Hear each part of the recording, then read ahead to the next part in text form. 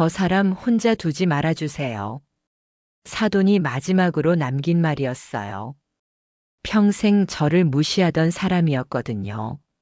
아니, 정확히는 사돈의 동서가 저를 괴롭혔고 사돈은 그걸 막지 않았어요. 그런데요. 장례식이 끝나고 간호사가 제게 봉투 하나를 건넸습니다. 환자분이 꼭 전해드리라고 하셨어요. 편지를 펼친 순간 저는 그대로 주저앉았습니다. 제가 알고 있던 15년이 전부 뒤집히기 시작했거든요. 저는 올해 72이에요. 딸 하나를 낳아 키웠고 그 딸이 시집간 지도 벌써 15년이 됐어요. 남편은 딸이 중학생 때 세상을 떠났어요. 그때부터 저 혼자 딸을 키웠지요. 식당 주방에서 30년을 일하며 이를 악물고 살았어요. 딸이 대학을 졸업하고 좋은 사람 만나 결혼했을 때 저는 정말 기뻤어요.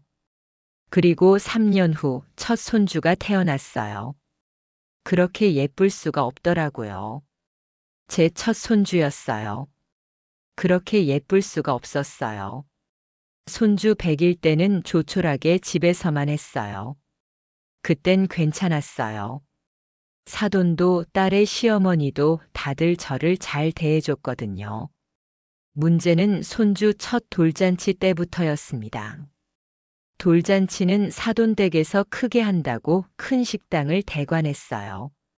저도 손주를 위해 정성껏 준비했습니다. 새벽부터 쌀 불리고 시루에 찌워서 백설기를 직접 만들었어요. 포장도 예쁘게 했고요. 돌잔치 날 저는 떨리는 마음으로 식당에 갔어요. 식당에 들어가니 이미 사람이 많더군요. 사돈 집안 친척들이었어요. 딸의 시어머니가 저를 반갑게 맞아줬어요. 사돈 오셨어요. 이쪽으로 오세요. 그때 처음 보는 여자분이 다가왔어요. 나중에 알았지만 사돈네 동서였어요. 그러니까 딸의 시아버지 동생 아내요. 아, 친정 어머니시네요. 그 사람이 저를 위아래로 훑어보더니 묘하게 웃었습니다. 뭔가 불편한 시선이었어요. 네, 반갑습니다. 제가 인사했어요. 어디 사세요? 오호동에 살아요. 아, 거기요? 거기 오래된 동네죠? 동서의 말투가 묘했어요. 네, 좀 오래됐어요. 혼자 사세요? 네, 혼자 살아요. 아이고, 힘드시겠어요. 동서는 그렇게 말하면서도 표정은 차갑게 식었어요. 제가 가져온 백설기를 건넸어요. 이거 제가 직접 만든 거예요. 손주한테 주려고요. 동서가 백설기를 받아들더니 냄새를 맡았어요.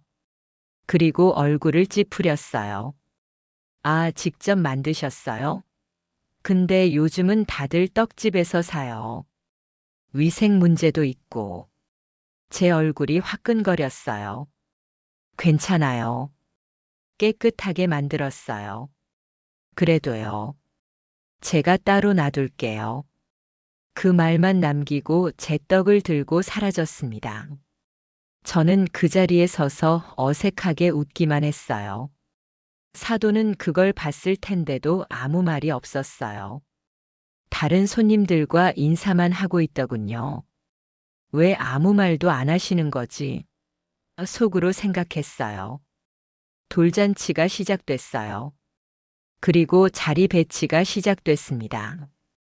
동서가 저를 구석 테이블로 안내했어요. 친정 어머니, 여기 앉으세요. 동서가 안내한 곳은 구석 테이블이었어요. 무대에서도 멀고 다른 가족들과도 떨어진 곳이었어요. 딸의 시어머니와 사돈은 앞쪽 중앙 테이블에 앉았고요. 저만 혼자 구석에 앉았어요.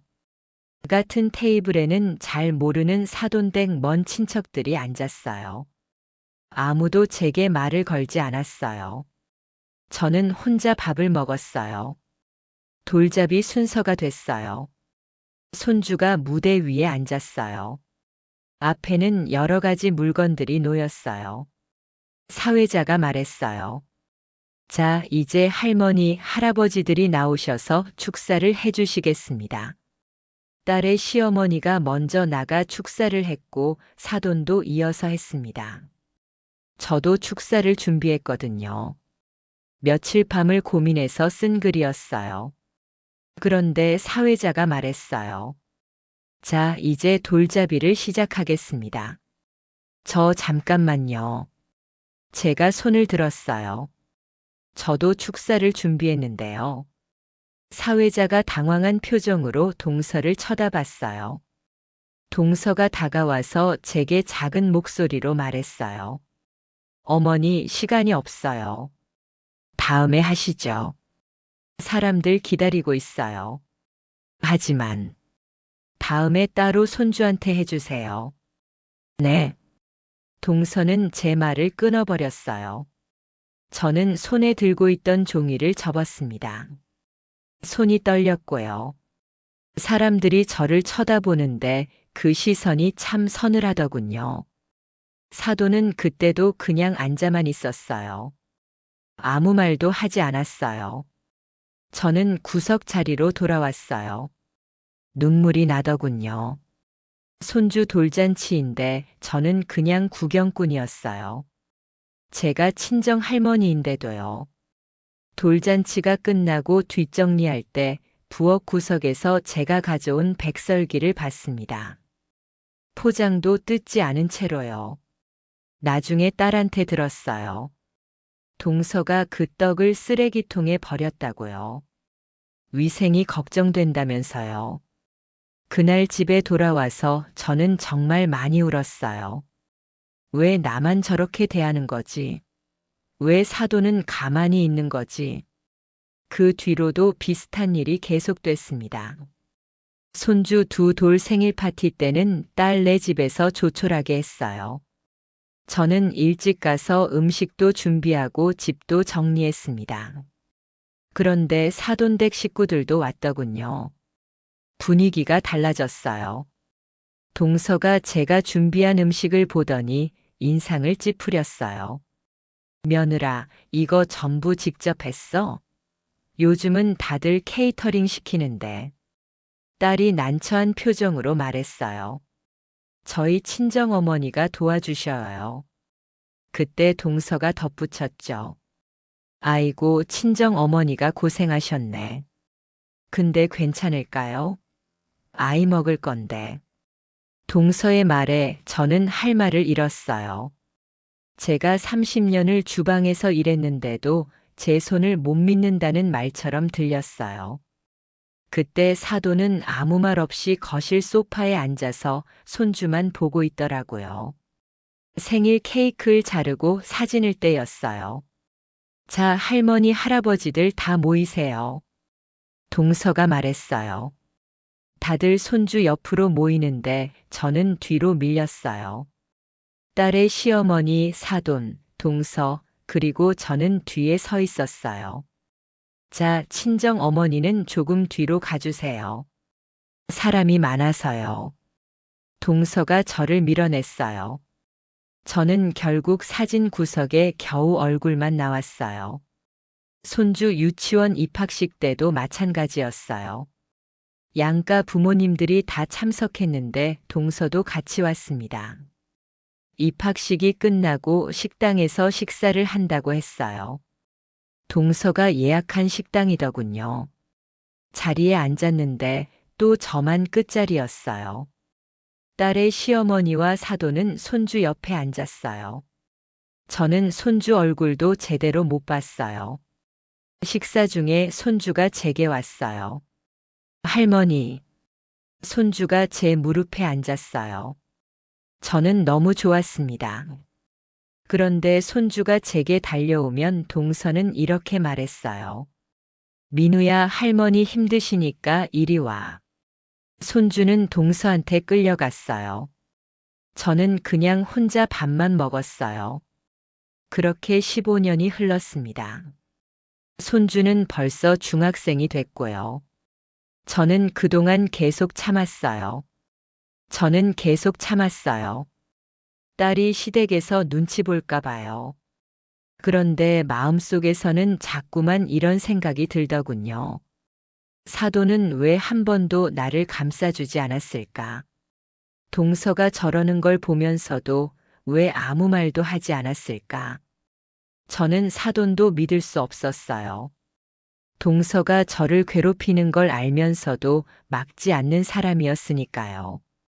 방관하는 사람이라고 제 마음이 멋대로 결론을 내렸거든요. 결국 나를 무시하는 건 똑같구나. 어느 날 사돈이 위독하다는 연락이 왔습니다. 다음 날 저는 병원에 갔고 그날은 중환자실 안으로 들어갈 수 있었어요. 간호사가 저를 안내해 줬어요. 어르신 환자분이 많이 약해지셨어요. 조용히 들어가 주세요. 저는 조심스럽게 사돈의 침대 옆으로 다가갔어요. 사돈은 눈을 감고 누워 있었어요. 호흡기 소리만 들렸어요. 제가 작은 목소리로 말했어요. 저 왔어요. 사돈이 천천히 눈을 떴어요. 그리고 저를 봤어요. 그런데요, 그 눈에서 눈물이 흘렀어요. 저는 당황했어요. 사돈이 우는 모습은 처음 봤거든요. 그런데 그 순간 제 안에서 뭔가가 터져 나왔습니다. 왜 우세요? 제가 물었어요. 사돈은 입을 열려고 했지만 말이 나오지 않았어요. 왜 우시냐고요? 저도 모르게 목소리가 커졌습니다. 평생 저를 방관하셨잖아요. 동서가 저를 괴롭힐 때 한 번도 막아주신 적 없잖아요. 사돈이 힘겹게 고개를 저으려 했습니다. 그리고 거의 들리지 않을 정도로 말했어요. 큰 행사 때마다 저를 구석에 앉히고 제 음식을 쓰레기통에 버리고 돌잔치 때는 제 축사를 무시했잖아요. 동서가 그럴 때 당신은 뭐 하셨어요? 제 목소리는 떨렸어요. 눈물이 났어요. 한 번이라도 저를 감싸주신 적 있어요? 동서한테 한마디라도 하신 적 있어요? 사돈이 고개를 저었어요. 천천히 힘겹게요. 그리고 입을 열었어요. 막았어요. 목소리가 거의 들리지 않았어요. 뭐라고요? 제가 귀를 가까이 댔어요. 막았어요. 몰래 계속. 동서한테 말했어요. 그만하라고. 하지만 어머님 앞에선 못했어요. 사돈의 목소리는 끊어질 듯 말 듯 했어요. 저는 혼란스러웠어요. 몰래요? 무슨 소리예요? 사돈이 끊어지듯 말했습니다. 어머님 자존심 상하실까봐. 저는 그 말에 멈칫했어요. 뭐라고요? 제가 감싸주면 어머님이 더 초라해 보일까봐. 사돈이 겨우 한마디 더 했어요. 그리고 손을 들어 제 손을 잡으려고 했어요. 저는 본능적으로 손을 내밀었어요. 사돈의 손은 차갑고 떨렸어요. 미안해요. 제가 잘못했어요. 사돈이 또 한 번 말했어요. 저는 그 자리에서 얼어붙었습니다. 몰래 막았다고? 그럼 제가 모르는 곳에서 뭔가가 있었던 거야? 사돈은 더 이상 말하지 못했어요. 그냥 눈물만 흘렸어요. 저는 혼란스러웠어요. 병실을 나오는데 간호사가 저를 불렀어요. 어르신 잠깐만요. 저는 멈춰 섰어요. 네. 혹시 환자분이랑 오랫동안 아신 사이세요? 간호사가 조심스럽게 묻더라고요. 네, 사돈이에요. 아, 그러시군요. 간호사가 잠시 망설이다가 말했어요. 무슨 일 있어요? 제가 물었어요. 아니에요. 그냥 환자분이 어르신 얘기를 많이 하셔서요. 저 얘기를요? 네. 계속 걱정하셨어요. 저 사람은 괜찮을까 하고요. 간호사의 말에 저는 더 이상해졌어요.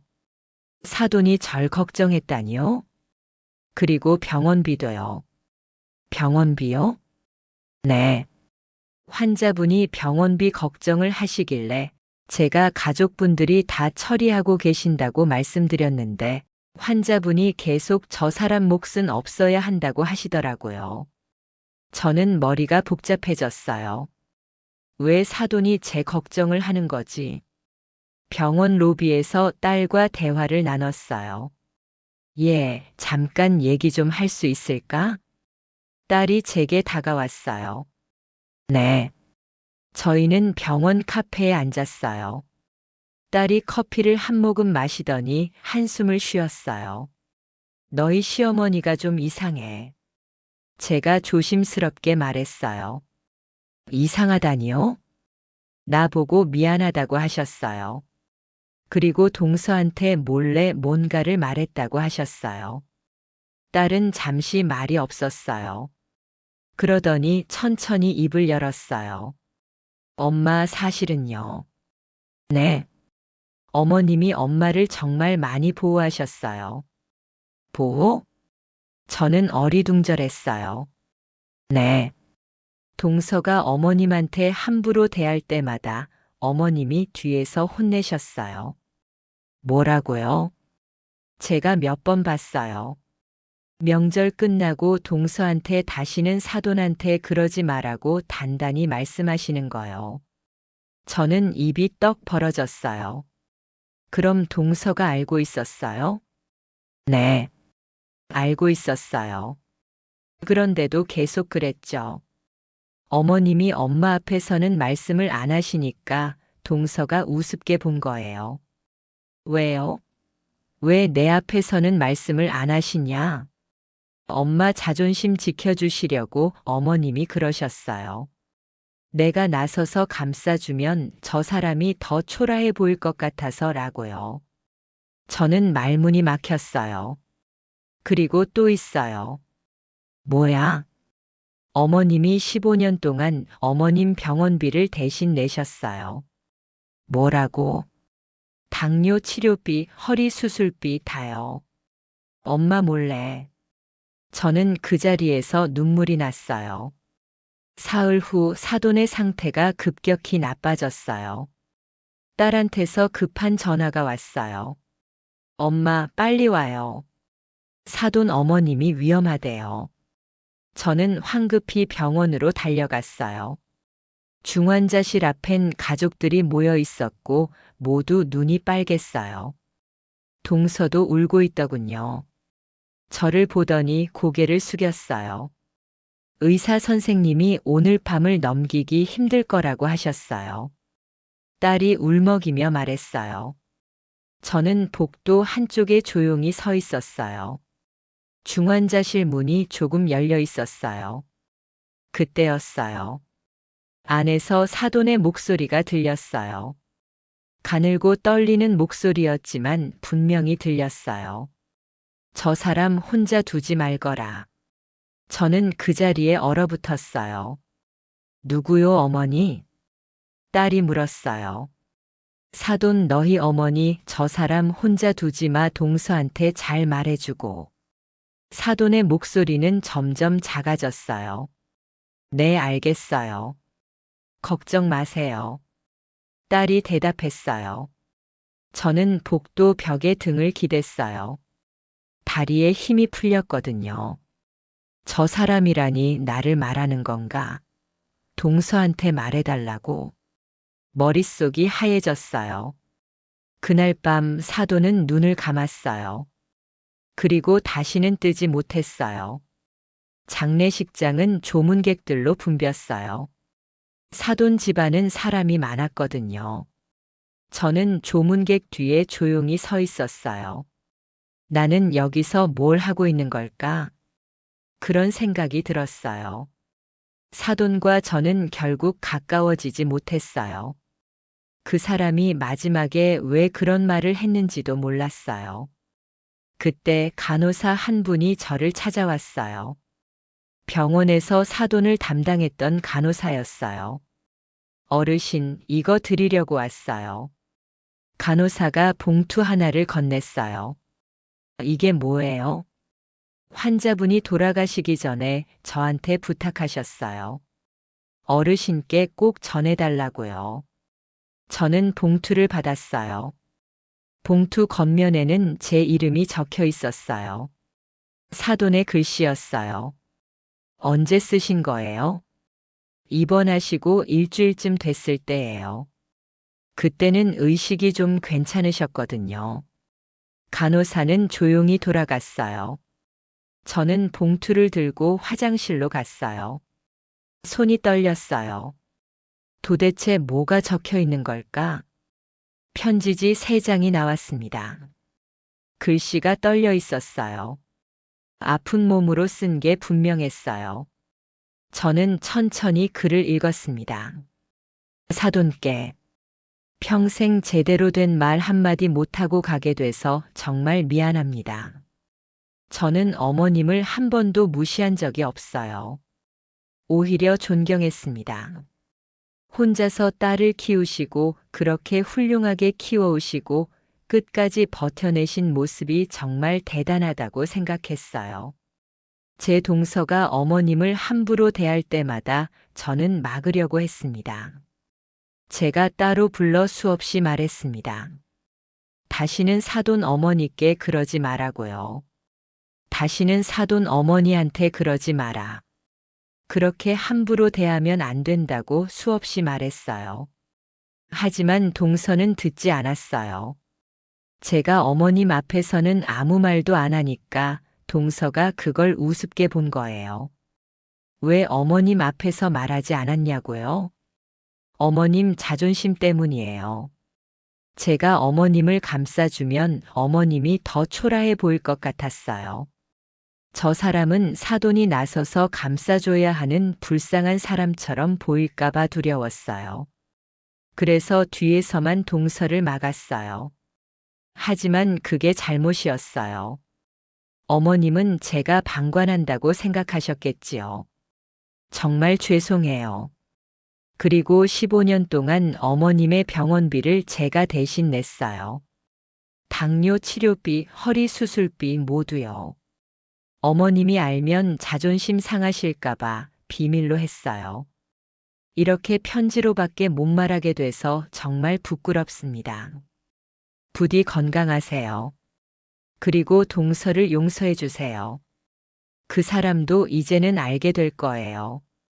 본인이 얼마나 잘못했는지. 마이너스 사돈 올림. 저는 편지를 읽고 나서 그대로 주저앉았어요. 손이 떨렸고 눈물이 쏟아졌어요. 그럼 지난 15년 동안 사돈은 날 지키려고 했던 거였어? 장례식이 끝나고 저는 딸이 불렀어요. 엄마 어머님이 정말 동서를 혼내셨어요? 제가 떨리는 목소리로 물었어요. 딸은 고개를 끄덕였어요. 네. 제가 여러 번 봤어요. 언제? 큰일이 끝날 때마다요. 어머님이 동서를 따로 불러서 다시는 사돈 어머니한테 그러지 마라. 내가 뭔데 저런 식으로 대하느냐고. 정말 세게 말씀하셨어요. 그럼 동서는 알고 있었어요? 네. 알고 있었어요. 근데 어머님이 엄마 앞에서는 말씀을 안 하시니까 동서가 계속 그랬던 거예요. 저는 말문이 막혔어요. 그리고 병원비 얘기는 들으셨죠? 응, 편지에 적혀 있었어. 15년 동안 전부요. 어머님이 몰래 다 처리하셨어요. 저는 눈물이 또 났어요. 그날 밤 저는 집에 혼자 앉아 있었어요. 머릿속이 복잡했어요.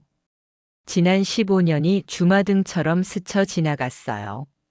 사돈이 말이 없었던 순간들. 동서가 무시하던 순간들.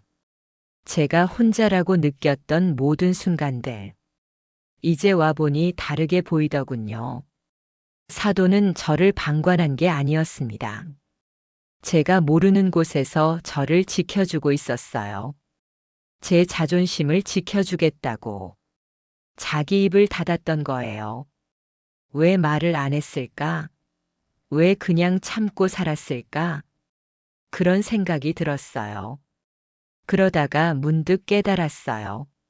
사돈도 저처럼 서툰 사람이었던 거예요. 표현을 못하는 사람이었던 거예요. 그래서 행동으로만 보여줬던 거예요. 그런데 저는 그걸 몰랐어요. 아니, 알려고 하지 않았어요. 사돈은 날 방관해라고 먼저 정해놓고 모든 걸 그렇게만 봤던 거예요. 저는 제 자신이 부끄러웠어요. 15년 동안 저는 사돈을 오해했어요. 그리고 사돈에게 마음의 벽을 쌓았어요. 사돈은 그 벽 너머에서 혼자 저를 지켜주고 있었던 거예요. 그날 밤 저는 정말 많이 울었어요. 일주일 후 딸이 저를 사돈 집으로 초대했어요.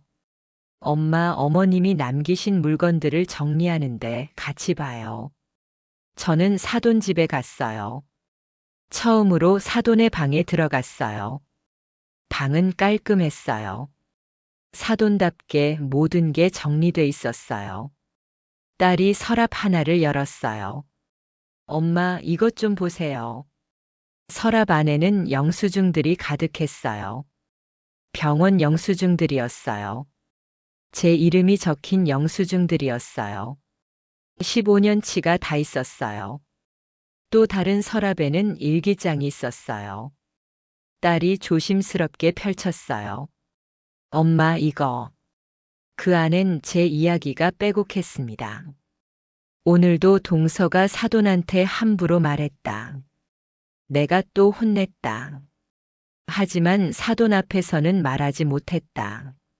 말하면 더 초라해 보아 살까봐. 사돈이 오늘 많이 속상해 보이셨다. 내 탓이다. 내가 좀 더 당당하게 동서를 막았어야 했는데.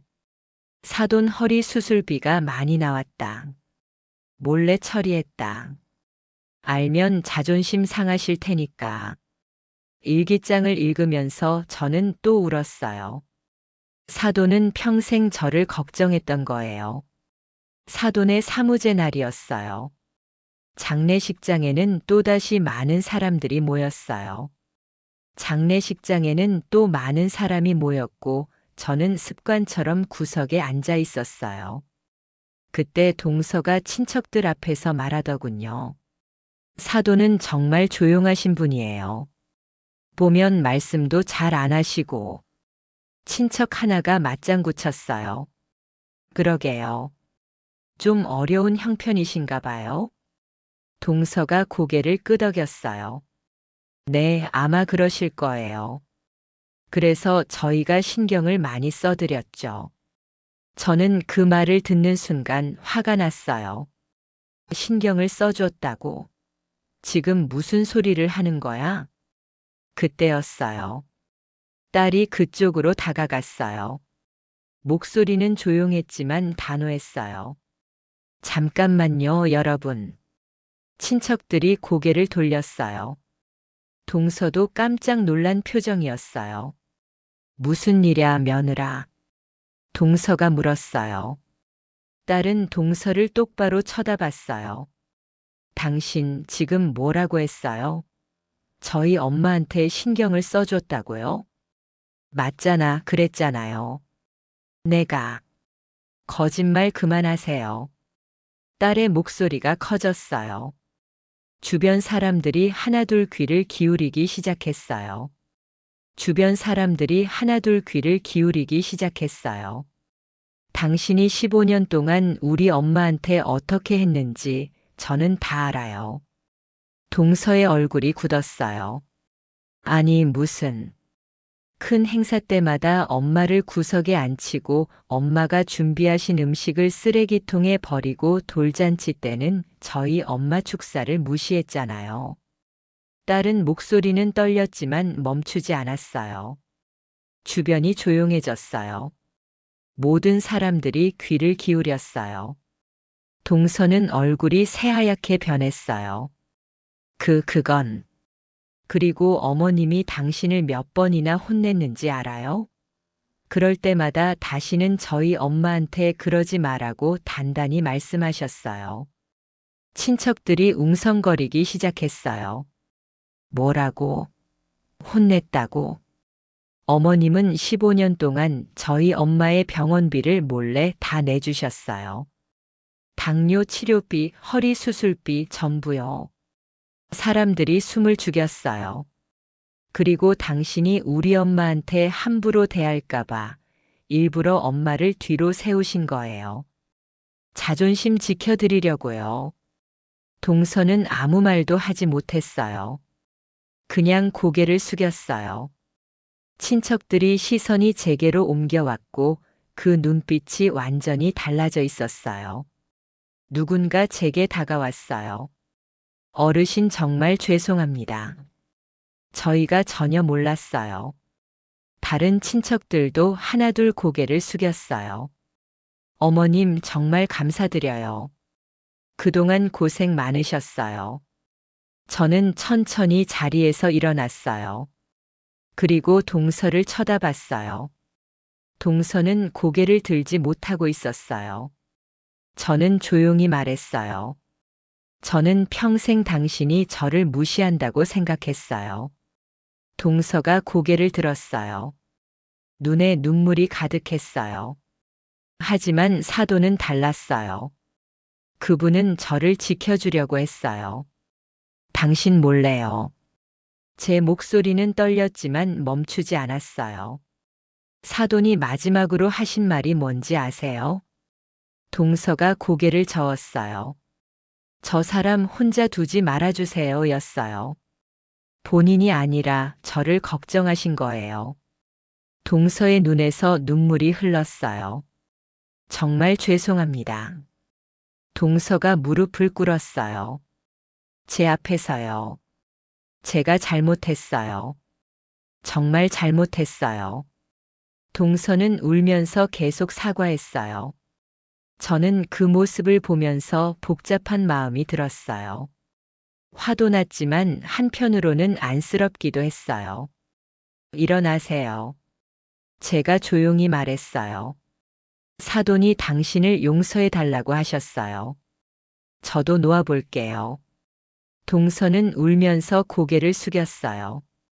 저는 주변 사람들을 둘러봤어요. 모두 저를 바라보고 있었어요. 저는 천천히 입을 열었어요. 여러분, 사람을 겉모습만 보고 판단하지 마세요. 제 목소리는 단호했어요. 저는 15년 동안 사돈을 오해했어요. 그분이 저를 방관한다고 생각했어요. 하지만 그분은 저를 지키고 계셨어요. 제가 모르는 곳에서요. 사람들은 조용히 고개를 끄덕였어요. 그러니 여러분도 누군가를 쉽게 판단하지 마세요. 보이는 게 전부가 아니니까요. 저는 그 말을 마치고 조용히 장례식장을 나왔어요. 딸이 저를 따라왔어요. 엄마. 미나야, 괜찮아. 엄마 이제 괜찮아. 저는 딸을 안아줬어요.